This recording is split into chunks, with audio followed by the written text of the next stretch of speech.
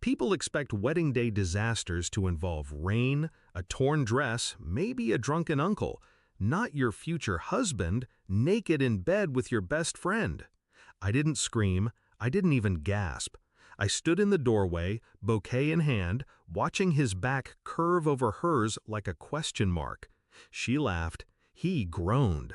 My maid of honor, in the same robe I'd bought her for this morning. It's strange what the brain does in moments like that.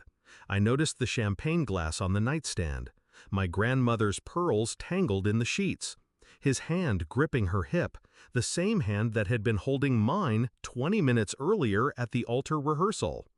I stepped back quietly, closed the door, and walked down the hall. Not to cry, to make a call.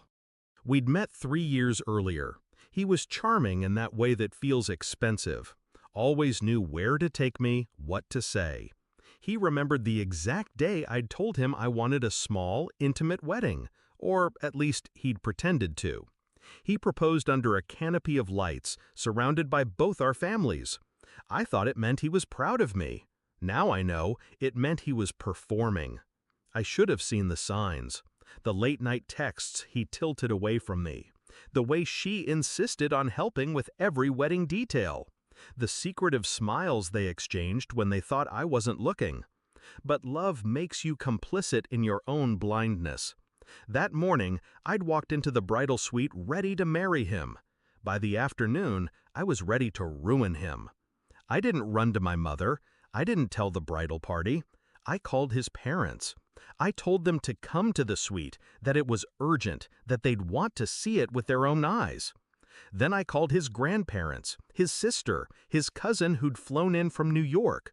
By the time I returned to the door, my bouquet was gone, replaced with my phone in recording mode. I didn't knock. I pushed it open. The room froze. She pulled the sheet over herself. He stammered my name. Behind me, footsteps approached. His mother's voice. "What's going on?" I stepped aside. They saw everything. His grandmother crossed herself. His father's face went purple. His sister whispered, "Oh my God." He tried to stand, tripping over the sheet, muttering excuses about cold feet, and it just happened. I held up my phone. This isn't an accident. This is insurance. His mother looked at me sharply. She knew exactly what I meant. The truth was, I'd been prepared for something. Not this, but enough to be cautious. I'd insisted on a prenup with infidelity clauses. I'd had our joint wedding account in my name. Every deposit from his side of the family was legally mine the moment it hit. And just yesterday, I'd transferred the final payment from his parents, $50,000 for future house renovations, into a separate account only I could access.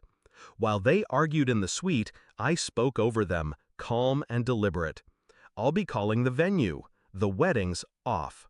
The guests will be told exactly why.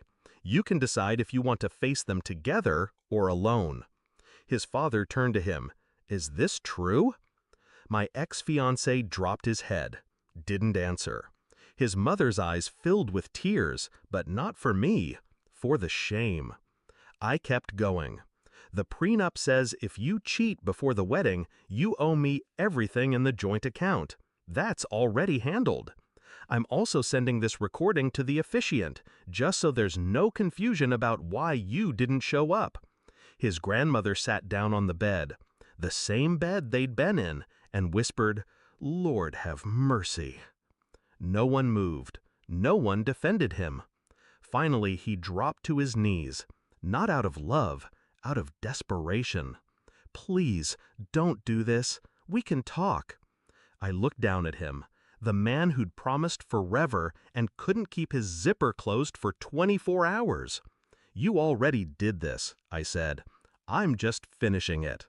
I walked out of that suite with my head high. In the hallway, his cousin caught up to me, slipped her arm around mine. "They're all in shock," she whispered, "but they'll never forget what you just did."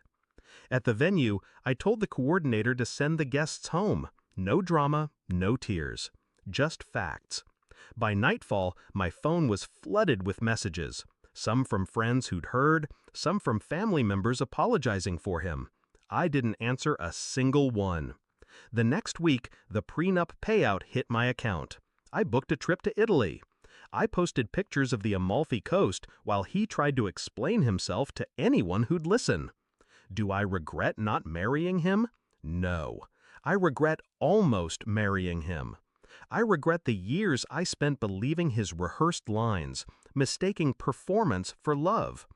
But when I think back to that moment, the door opening, his family's eyes widening, his knees hitting the carpet, I don't feel heartbreak.